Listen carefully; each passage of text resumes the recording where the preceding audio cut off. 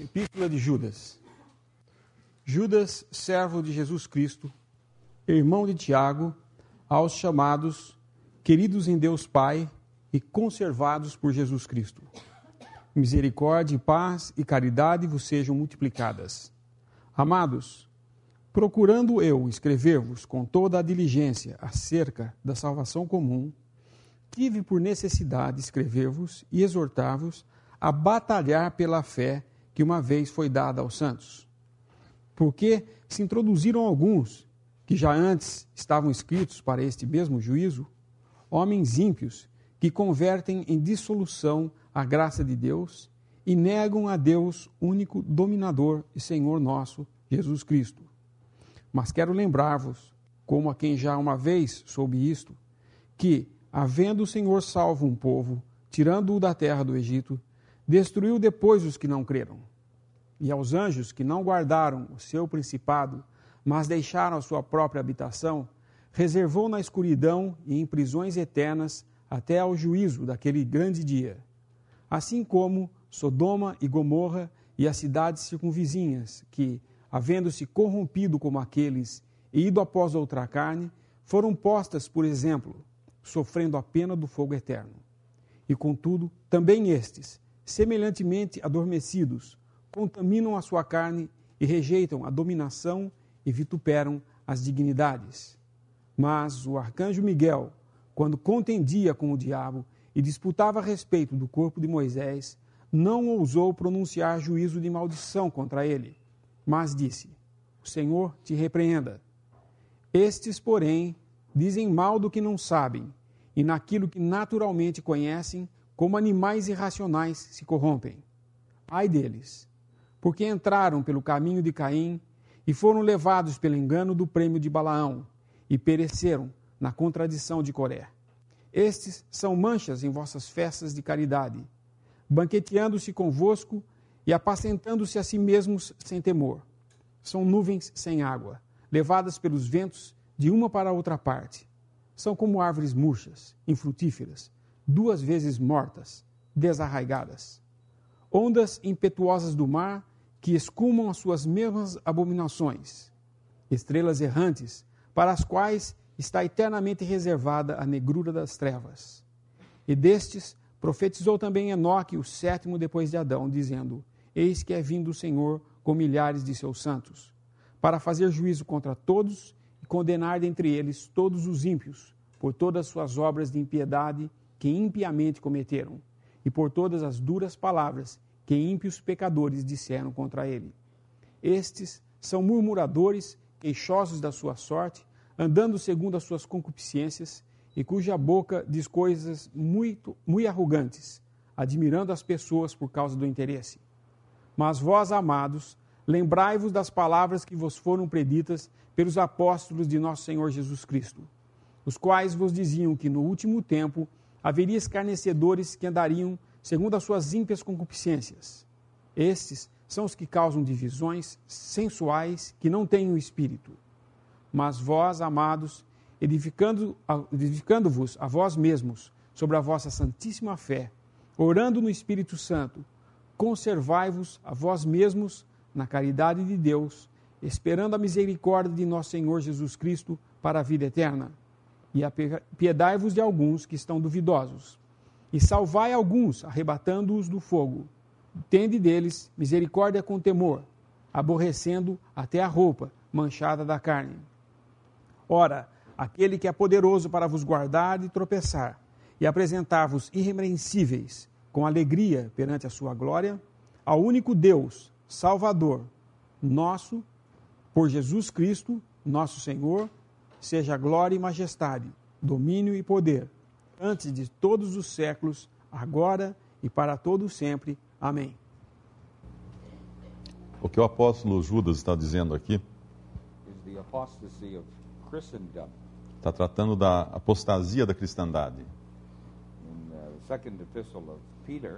Na segunda carta de Pedro, nós temos uma linguagem similar, mas ali é a apostasia do mundo. Mas em nosso capítulo aqui, these evil teachers Esses mestres maus have come right into the Christian profession. entraram na profissão cristã There is no remedy for it. e não há remédio para isso, não há correção. Apostasy, there is no remedy for apostasy. Não há remédio para apostasia. It's entirely different to backsliding. É totalmente diferente de backsliding, de queda. A believer might sin and get away from the Lord. Eu creio poder pecar e ainda assim escapar do Senhor. É a ideia aqui. But there's restoration possible. Mas existe uma restauração que é possível. But here they are turning away from the truth. Mas aqui eles estão se desviando da verdade. They're abandoning the doctrine Eles estão abandonando a doutrina, according to the Word of God. que é conforme a palavra de Deus. It's a condition of sadness, declension, É uma condição de tristeza. similar to the times of Malachi. É igual aos tempos de Malaquias. It really is analogous to the condition of things prevailing in Malachi. É uma condição análoga àquela que é encontrada no tempo de Malaquias. Indifference to the Lord Indiferença para com o Senhor and to His truth. e para com a sua verdade. So the warnings here are solemn, Portanto, os avisos aqui, os alertas aqui são solenes. and we see it beginning now. E nós vemos isso começando já. The apostasy as such has not yet come, A apostasia, no sentido da palavra, ainda não chegou. but we see the beginnings of it. Mas nós já vemos o início dela. So apostasy is giving up the truth Portanto, a apostasia é abandonar a verdade. and going into evil teachings. E partir para ensinos maus. It's going to be fully developed Isso vai chegar ao seu termo after the church has been taken. após a igreja ter sido levada. We read of that in 2 Thessalonians, Lemos disso em 2 Tessalonicenses, when the man of sin, quando o homem de pecado, the Antichrist, o anticristo, will rise up se levantará and he will lead the Christendom e liderará a cristandade to abandon every profession of Christianity. para que abandonem qualquer profissão de fé cristã. And so we have a giving up of the truth Então temos o abandono da verdade and the government of God e do governo de Deus. sending them a strong delusion O governo de Deus envia a eles, então, um forte engano, because they have given up the love of the truth. porque abandonaram o amor da verdade. Maybe we just look at that verse, 2 Thessalonians, Talvez podemos abrir em 2 Tessalonicenses, because it's similar to what we have here. porque é similar ao que nós temos aqui.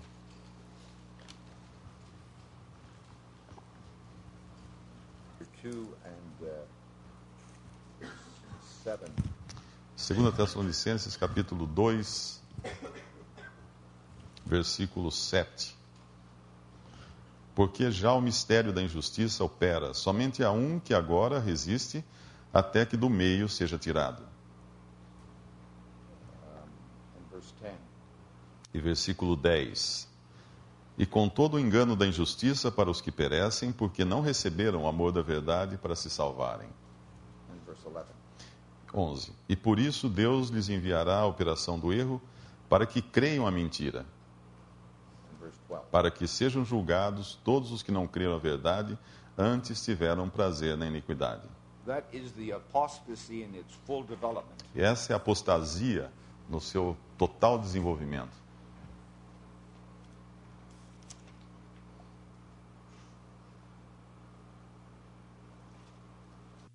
Nós não podemos esquecer que Deus deseja encorajar-nos aqui, nesse mundo, ainda num estado de coisas que nós estamos.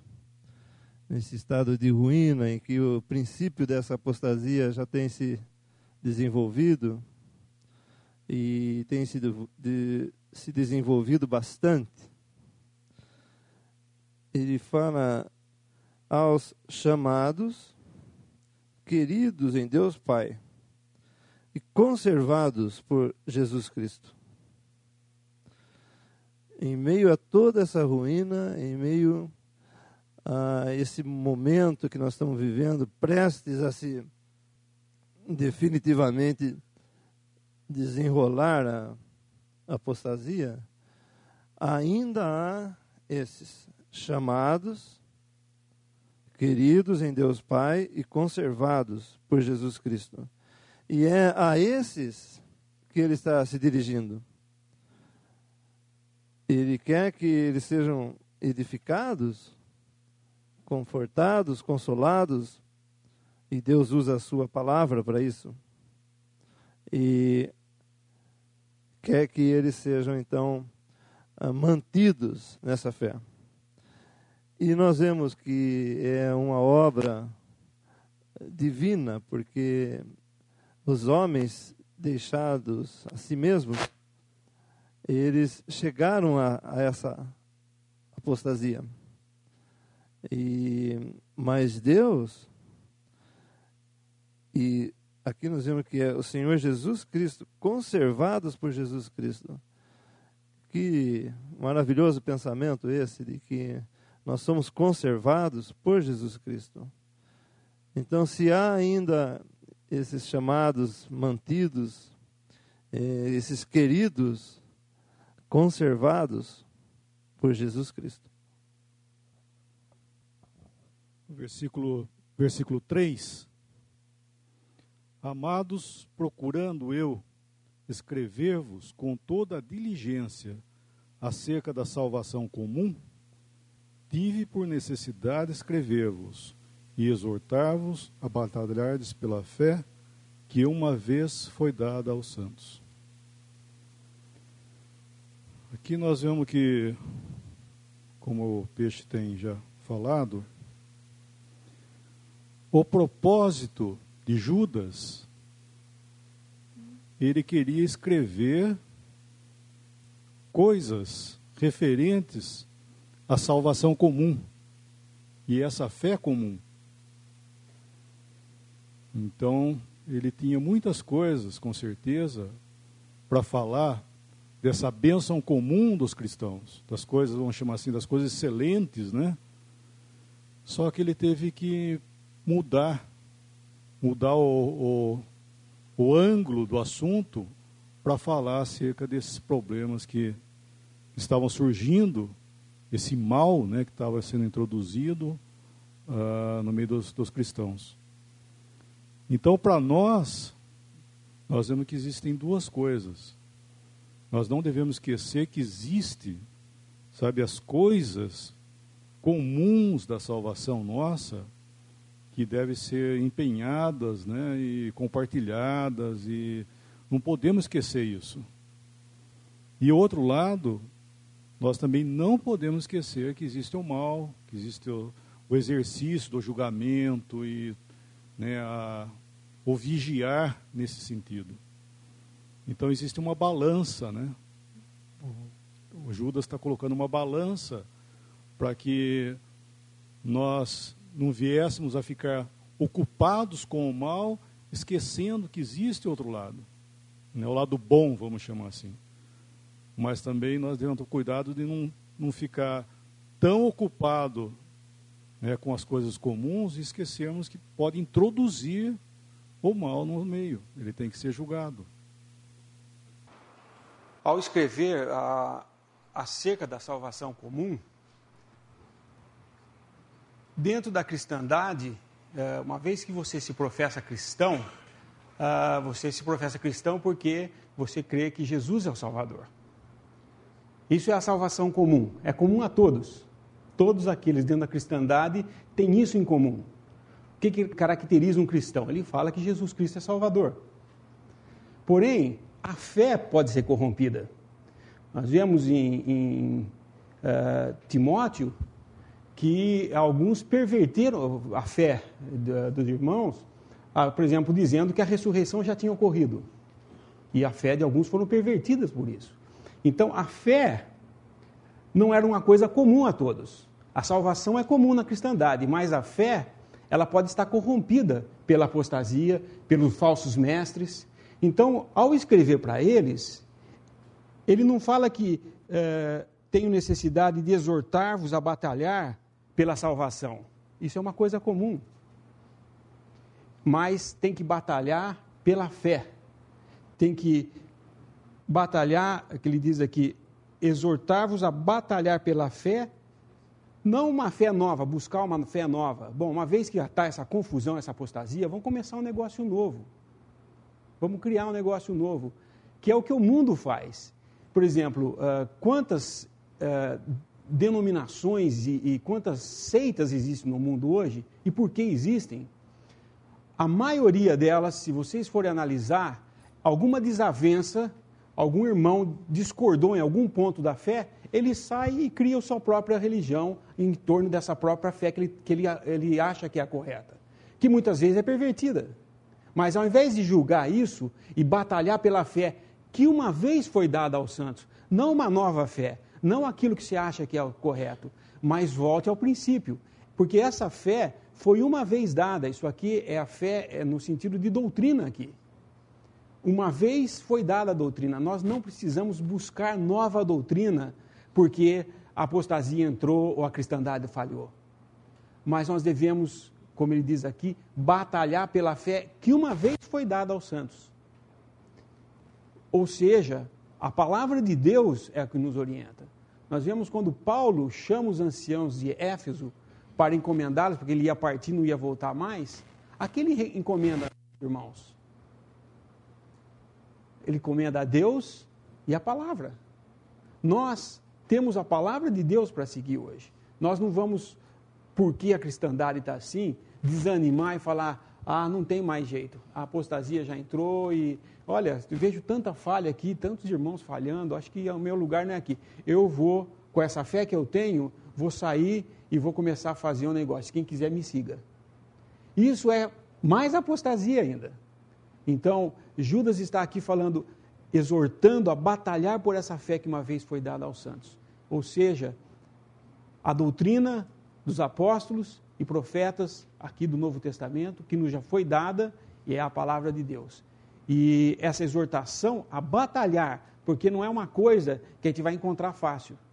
Tem que batalhar por elas, tem que ter um exercício de buscar essa fé.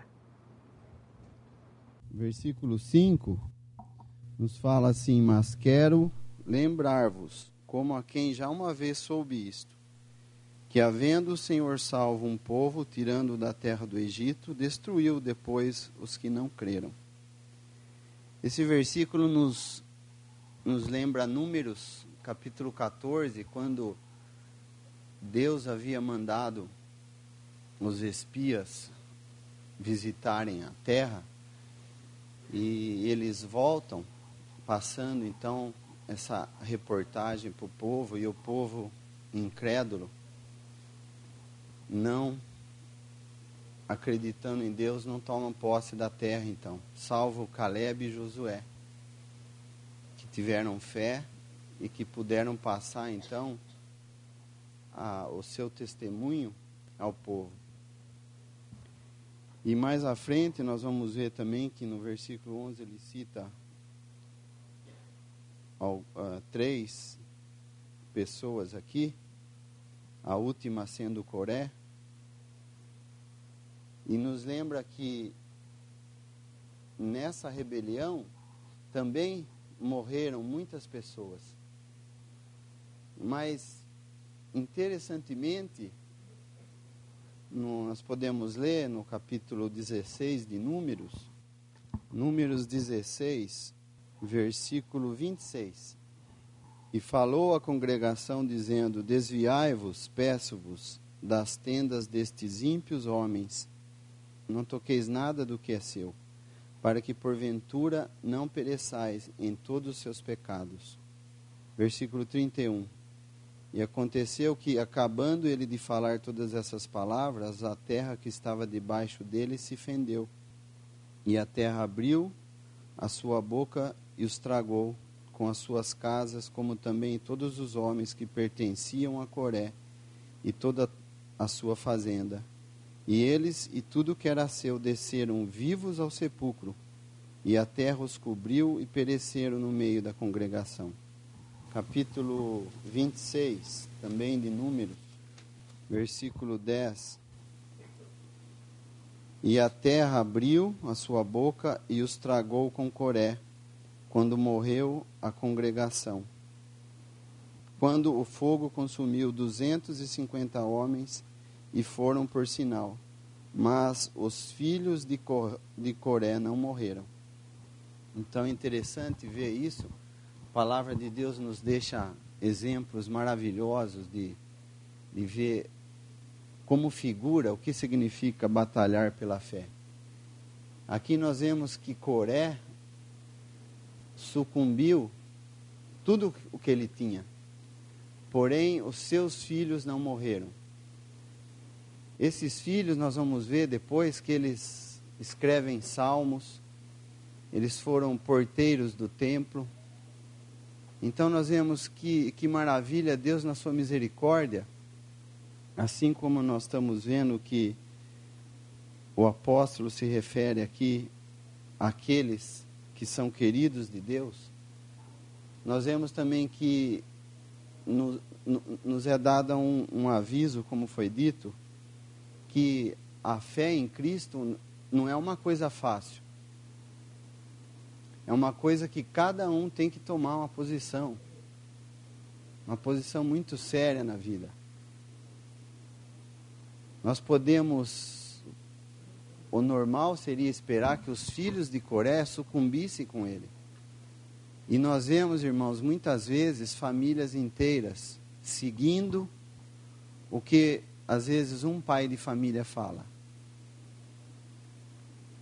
E isso nós temos visto no meio dos irmãos muitas divisões, muitos irmãos se apartando, desistindo de seguir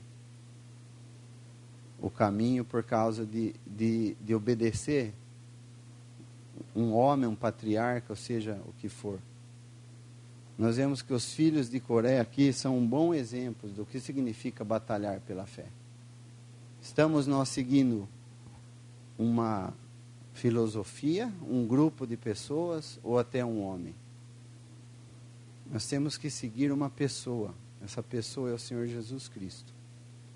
E é essa exortação, creio que, muito firme, que o apóstolo Judas aqui nos lembra. E por isso que ele usa essa palavra, batalhar. Não é uma coisa que nós vamos estar aqui passeando, não é uma coisa que nós vamos estar aqui folgados. Nós temos que lembrar que a nossa vida, a vida do cristão, é uma vida de batalha.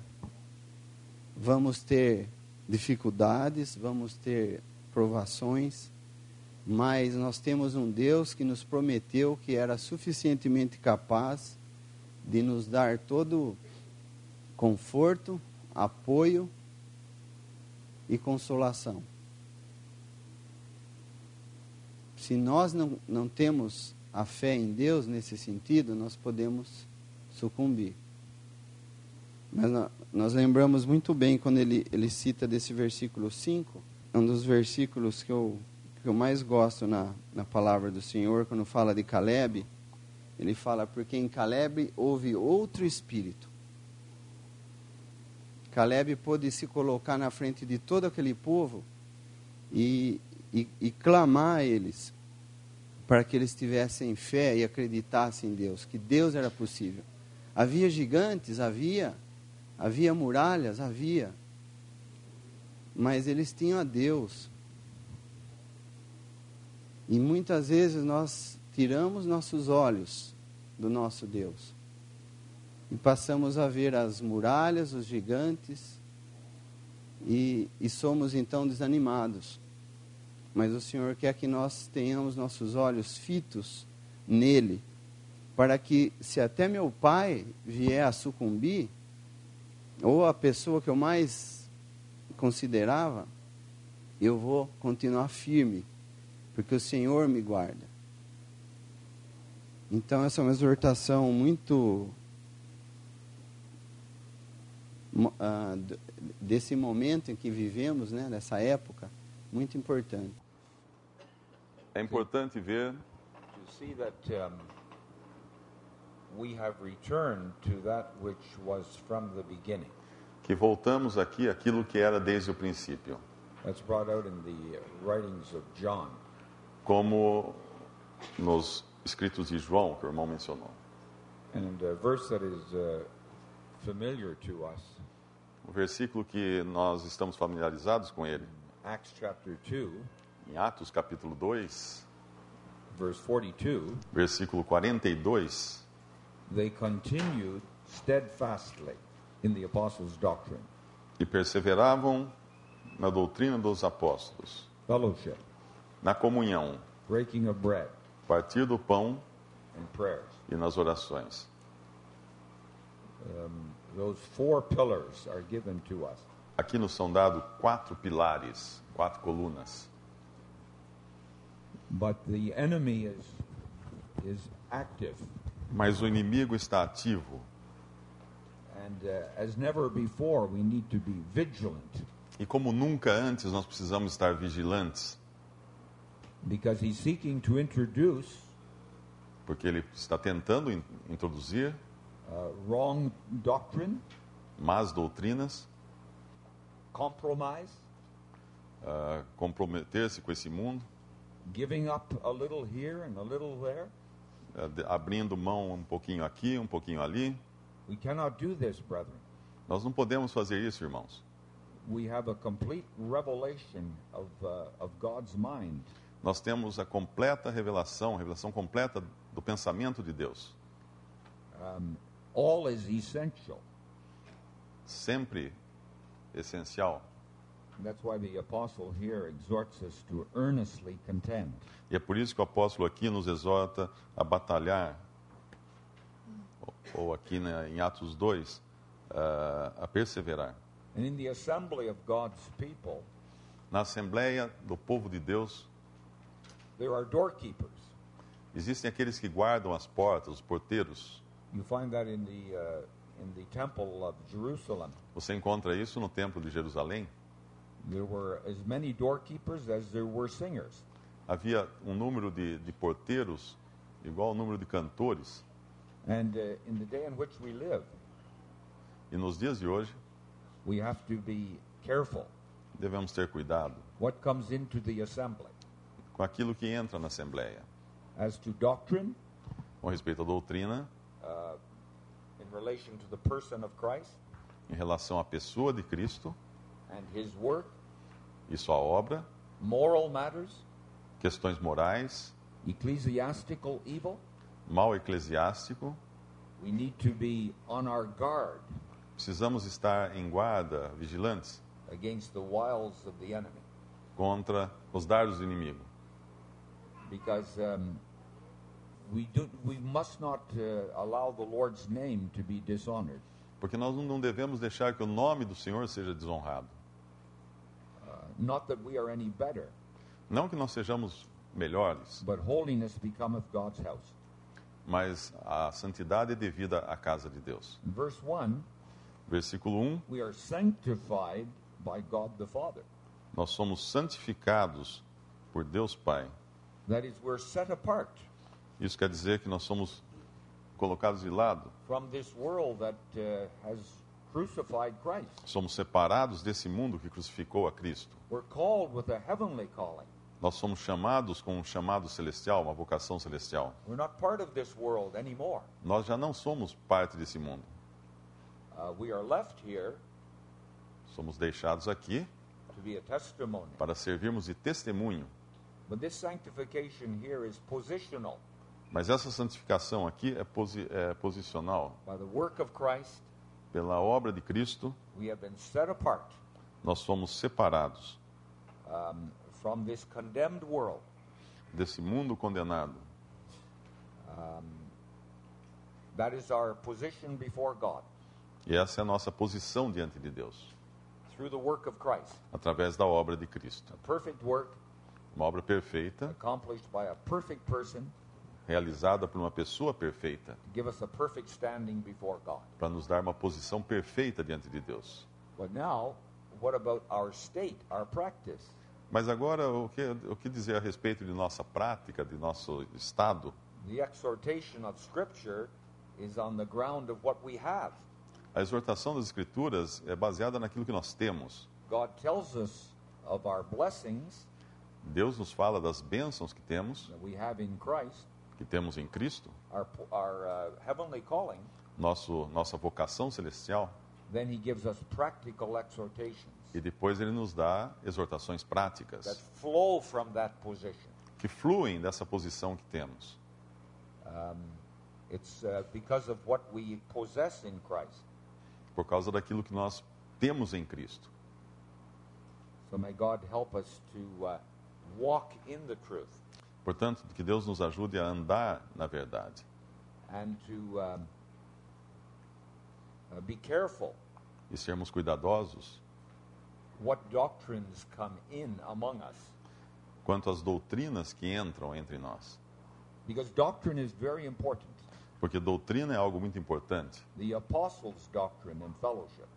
A comunhão dos apóstolos, a doutrina dos apóstolos e a comunhão dos apóstolos. If there is wrong doctrine, there's going to be wrong practice, Se existe doutrina errada, vai existir prática errada, sooner or later. cedo ou tarde. So why do we meet as we do? Portanto, por que nós nos reunimos assim? It's doctrine, Por causa da doutrina, according to the revealed mind of God. de acordo com a vontade de Deus que foi revelada.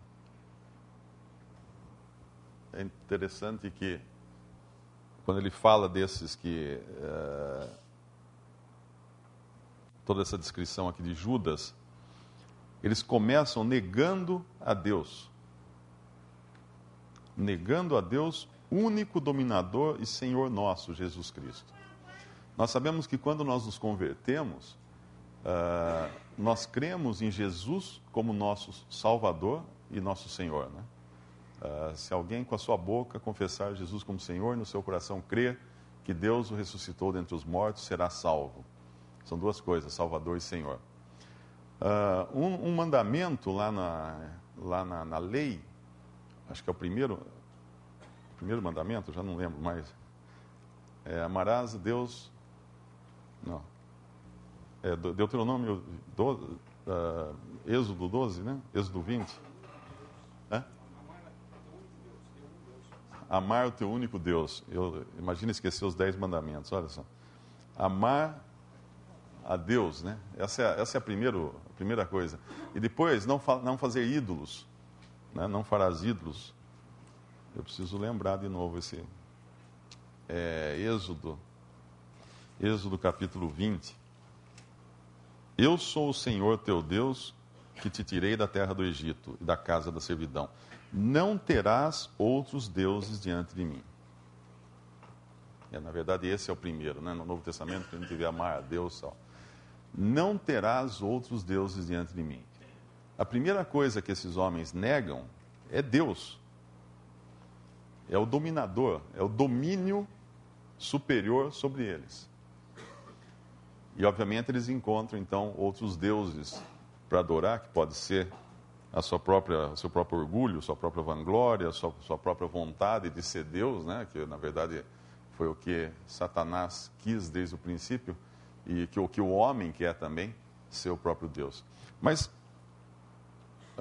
quando nós falamos de doutrina que entra na cristandade e tudo mais, a gente às vezes pula um ponto, pula um passo, pula uma etapa, que é essa etapa, que é importantíssima. Por que essas pessoas trazem essas doutrinas? Por que essas pessoas fazem tudo isso? Porque elas negam a Deus. Porque elas negam o princípio básico da soberania de Deus sobre elas. E o primeiro mandamento é não ter outros deuses. E a pergunta que a gente deve fazer, quando nós vemos como igreja, nós estamos no mundo e vemos o mundo entrando na igreja, é: eu tenho outros deuses? Essa é a pergunta. Porque nós podemos falar muito sobre, não, nós temos que nos guardar, não deixar fazer isso, não fazer... Aí nós vamos uma lista de regras, né? De, não pode isso, não pode aquilo outro, e depois a gente começa a fazer um monte de regra e acaba perdendo a questão principal. Eu me lembro há 30 anos, quando comecei a me reunir, havia uma regra, né? A Cristina até jogou fora todas as calças compridas dela. E a gente achava que realmente essa era a regra, que para reunir tinha que ter isso, e não podia usar calça comprida da mulher. A gente achava que isso aí fazia parte da lista que nos foi passada. Mas, na verdade, existe um princípio básico, que é o começo de tudo. Tenho eu outros deuses? Estou eu seguindo algum outro Deus que não seja o Deus, o dominador? O que é o dominador? Aquele que rege a minha vida. Na realidade, sempre que a gente fala nisso, a gente sempre lembra dos judeus do Antigo Testamento, fazendo imagens a Baal, e se prostrando a algum ídolo, algum cachorro, algum boi, alguma coisa. Mas quais são os deuses hoje? Qualquer coisa que for o meu objetivo principal na vida é o meu Deus. Qualquer coisa, irmãos. Não importa o que seja, pode ser a coisa mais lícita do mundo. Se eu tiver alguma coisa na minha vida que eu falo assim, eu vivo para isso, minha meta é essa, eu quero mais do que tudo, eu morro para isso. Esse é meu Deus. Esse é meu Deus. Pode ser coisa assim, um relacionamento. Eu não vou ser feliz enquanto não encontrar minha cara metade. Esse é meu Deus. Eu não vou ser feliz enquanto não for rico. Esse é meu Deus. Então, qualquer coisa que rege a minha vida é meu Deus. Eu não vou ser feliz enquanto não tiver os prazeres que meus amigos têm. Esse é meu Deus. Tudo que nós colocarmos como meta, como nosso olhar, tudo aquilo para aquilo que nós nos curvamos, aquilo que nós adoramos, aquilo que nós baixamos a cabeça, esse é meu Deus. Então é importante que às vezes a gente deixe escapar o ponto que é justamente esse. Estou eu sujeito ao único Deus verdadeiro? É Ele a meta da minha vida? É Ele a razão do meu viver? É Ele tudo para mim ou não? Porque se não é, não faz sentido falar assim, eu tenho que testemunhar de Cristo. Mas meus amigos vão dar risada de mim, né? Eu tenho que defender minha honra, minha aparência, tenho que Se realmente é Cristo, aqui tudo para mim, eu vou falar. Vai ser normal, vai ser natural eu falar de Cristo, testemunhar de Cristo. Se Deus está em primeiro lugar, vai ser natural eu querer fazer a vontade de Deus. Porque é interessante o mundo que nós vivemos. Hoje é um mundo esquisito, porque muitas coisas que eram pecado foram revogadas, né? A gente vive num mundo que o pecado está sendo revogado todos os dias. O homossexualismo foi revogado, hoje não é mais pecado para o mundo. Prostituição já também não é mais pecado. Sexo livre não é mais pecado. É tudo normal agora. Mas por que isso? Porque deixaram o único Deus verdadeiro, o único dominador. E a reboque de todas essas coisas, obviamente, vêm também as doutrinas que são para a satisfação da carne, do homem. Quando fala aqui, tem um versículo aqui na frente, os que causam divisões, versículo 19 do nosso capítulo, é interessante a versão do Darby, o que ele fala aqui no versículo 19. Ele fala assim, estes são aqueles que se separam. E é interessante isso aqui, né? Who set themselves apart. Homens naturais que não têm o Espírito. Ou seja, eles são deuses deles, né? Eles têm a vontade dele, não têm o Espírito, são eles para eles. Eles se separam. Obviamente eles levam outros depois, porque todo mundo gosta de ser adorado por alguém, né? Todo mundo gosta de ser prestigiado, ser visto, etc, etc. Esses são os seus próprios deuses também. Então, a base de tudo é a pergunta, tenho eu outros deuses? Qual é o objetivo da minha vida? Qual é o desejo máximo da minha vida?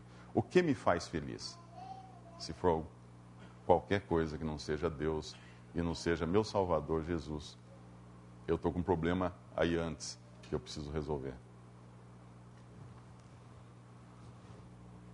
Só queria a observação, que o irmão chamou a atenção dos 10 mandamentos, né?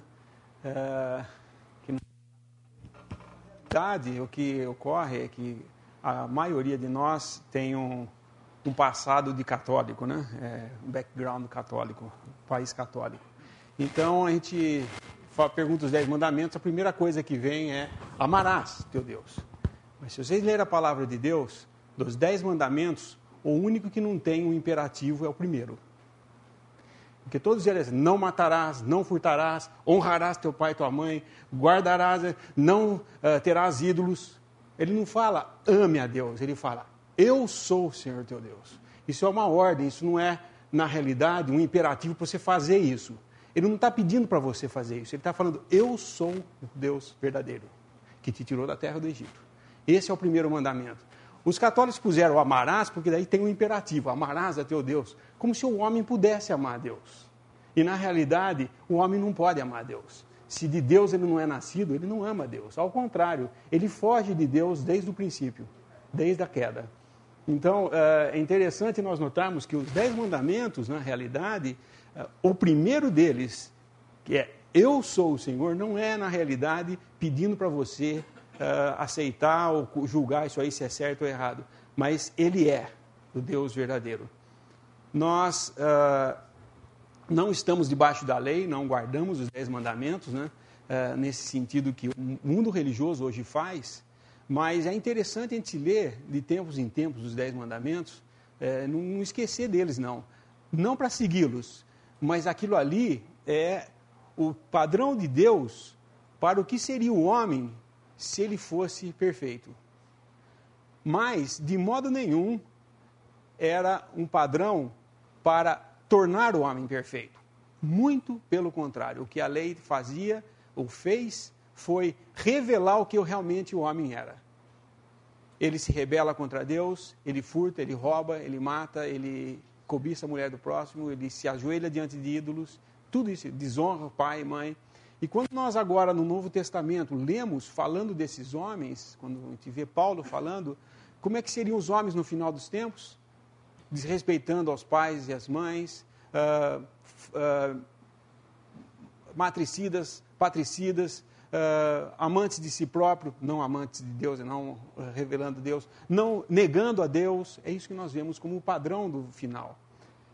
É disso que Judas trata, a partir do versículo 4 até o versículo 19, ele está falando desse caráter, desse homem de apostasia, que essa apostasia que começou a infiltrar na cristandade e que vai culminar com o homem da apostasia no final. Nós não temos ele agora, mas já age no nosso meio isso daí.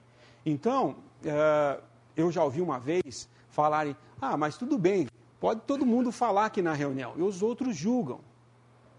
Como se aqui fosse um lugar aberto, onde todo mundo pode dar a sua opinião, e essas opiniões serão julgadas e ver se é certo ou errado. Não é assim que são as coisas de Deus. Isso é o que o mundo faz lá fora, ou quando eles querem prevenir isso, eles colocam então um pastor e só ele pode falar. Ele dá o hino, ele ora, ele dá o assunto, ele fala do assunto e ele resolve tudo. Aí é tirar o Espírito Santo como o que nos dirige na palavra. Mas o outro, o posto de falar, todos são livres de falar e não pode ter nada, é exatamente errar para o outro lado da coisa. Dizer assim, todo mundo pode falar o que bem entender. Não é isso que a palavra de Deus fala, que todos podereis profetizar e os outros julguem. Não é isso. Ele está falando, todos podem, mas não que todos irão profetizar. Porque os profetas, o espírito dos profetas, estão sujeitos ao profeta. E se ele vai falar alguma coisa que não é para edificação, seria melhor que ele ficasse calado. E muitas vezes é necessário que toda uma assembleia silencie um irmão, porque ele não sabe ficar calado. E se chega a esse ponto, depois de várias exortações, isso não começa assim, né? O cara falou, não pode mais falar, está silenciado. Mas se é uma pessoa que costumaz, ele continua falando coisas que não edificam, que trazem confusão, não trazem bênção, os irmãos podem muito bem conversar com ele e falar, olha, irmão, o que você está falando não bate com a doutrina, essa doutrina. Se ele persiste, ele pode ser silenciado, sim. Agora, essa ideia de falar, bom, deixa ele falar e depois a gente julga. Se tiver certo, tudo bem. Se não tiver, a gente corrige. Isso não é escola. Aqui a Assembleia não é escola em que a gente dá padrões do que pode ensinar ou não. Nós temos que estar sujeitos ao Espírito Santo.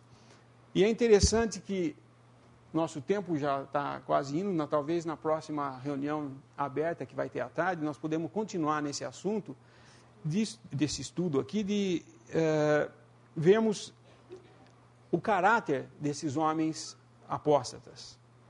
O versículo 11 fala deles, ai deles, e aqui são as 3 características.